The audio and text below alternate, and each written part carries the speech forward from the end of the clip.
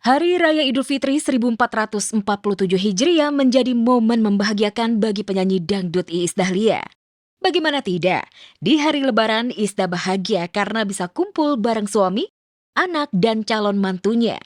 Ya, di hari Lebaran kemarin Isda kedatangan tamu spesial, yakni Baila Fauri, member girl grup Nona, yang ternyata pacar baru anak bungsunya Devano Danendra. Devano yang sudah lama tidak tinggal di rumah, ketika Lebaran pulang ke rumah sambil membawa pacar barunya Baila Nona. Isda sangat bahagia menerima kedatangan Devano dan Baila di rumahnya. Bahkan saking bahagianya, Isda mengajak Baila foto bareng dan mengenakan baju motif serta coraknya sama seperti suami dan anaknya. Postingan foto Iis Dahlia bersama suami, anak, dan calon mantu membuat netizen auto komen berjamaah.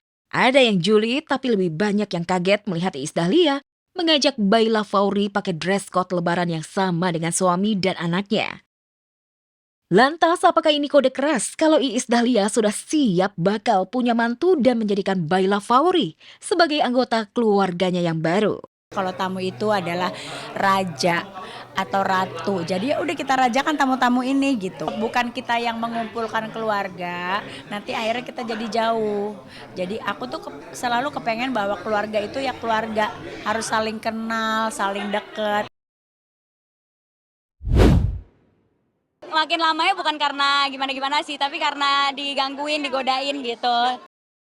Dua sejoli Prilly Latuconsina dan Omar Esteglal emang couple goals impian banget ya.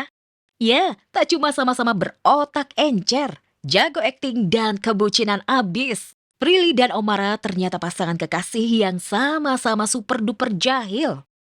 Lihat saja, bagaimana kelakuan Omara yang menjahili Prilly yang sedang masak rendang. Awas. Ini kita masukin daun salam. Daun salam. Selalu. Tapi ya enak lah, jadi nggak ngebosenin ya. Biasanya masak rendang sendiri jadi ada teman. Kelakuan iseng bin jahil Omara makin menjadi ketika dikasih Prilly hadiah mainan telur dinosaurus. Awalnya Prilly ketawa ketiwi. Endingnya Prilly insecure juga sama kelakuan Omara yang udah kayak anak kecil.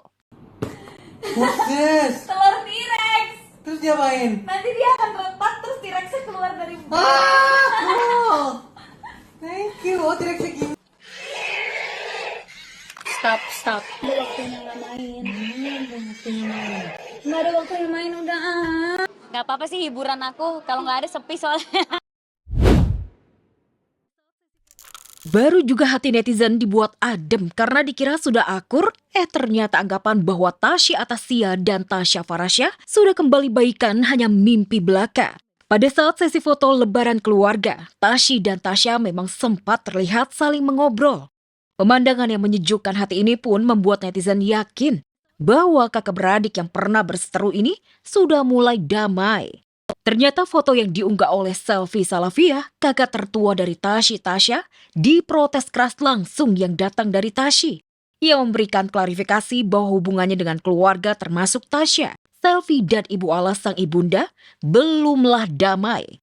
Ibu Ala pun ditelepon Tasya dengan nada marah-marah agar sang ibunda segera meminta Selfie untuk menghapus kembali foto-foto yang ada dirinya. Ternyata semua kebersamaan yang tercipta di rumah Ibu Ala seakan hanyalah drama atau kamuflase. Konflik pun kembali terbuka. Justru Ibu Ala kali ini yang menjadi sorotan. Ibu Ala dinilai tak bisa menjadi penengah untuk Tasya dan Tasya. Meski akhirnya membuat permohonan maaf lewat postingan yang berharap agar keluarganya bisa kembali jadi panutan banyak orang. Namun Ibu Ala sudah terlanjur kena semprot netizen. Dianggap tak bijak dalam bersikap sebagai ibu.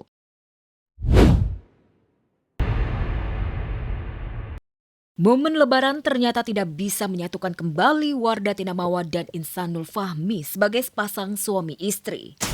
Buktinya ketika Mawar dan Insan berjumpa di Pengadilan Agama Lubuk Pakam, Sumatera Utara dalam sidang mediasi perceraian, keduanya saling buang muka. Jangankan cium tangan dan cipika-cipiki, Mawar yang datang mengenakan busana muslimah warna putih dan duduk bersebelahan dengan Insan di ruang mediasi, tidak mau melihat dan tidak mau tegur sapa.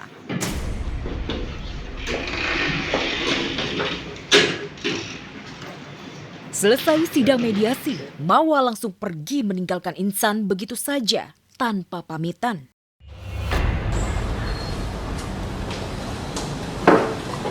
Kak mau wawancara sebentar Kak? Bisa Kak?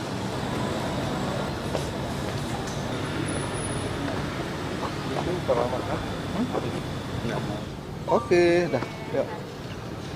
Yuk. Mediasi sudah selesai, berhasil sebagian, gagal sebagian terkait materi gugatan kita perceraian. Tergugat tidak keberatan dengan perceraian, kemudian menyetujui permintaan kita terhadap hak asuh anak untuk diserahkan kepada penggugat. Yang di mediasi itu yang berhasil hanya mengenai pokok perceraian itu dari pihak tergugat tidak keberatan, kemudian pengasuhan anak itu diserahkan kepada penggugat, kepada istrinya. Baik-baik saja, tidak ada ini, karena ini masalah keluarga ya, mereka nikah baik-baik, ya kalaupun ada ketidaksesuaian untuk berpisah secara baik-baik. Dan hati aku memang bergejolak untuk mohon maaf tidak bisa dilanjutin lagi. Dan baik lagi, tolong dihormati, tolong dihargai untuk semua pihak atas keputusan yang udah aku ambil.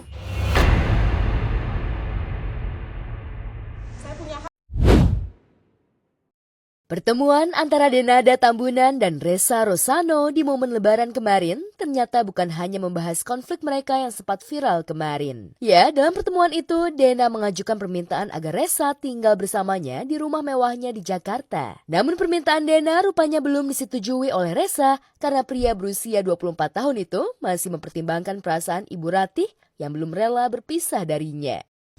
Nawarin lah ibu nawarin tinggal di rumahnya yang di mana? Yang di Bintaro. Tuh, Ressa sih bukan Ressa nggak mau atau masih bimbang ya Kak. Ressa iya, tapi Ressa harus memposisikan kayak ibaratnya seminggu sama ibu, seminggu sama mama, seminggu sama ibu, seminggu sama mama. Dia nangis ada cemburunya juga. Pasti dia lihat fotonya sampai dia cemburu karena kan dari kecil sama saya. Tak hanya meminta tinggal bersama, Denada juga mengajak putra sulungnya itu berangkat ke Singapura untuk bertemu adiknya Aisyah.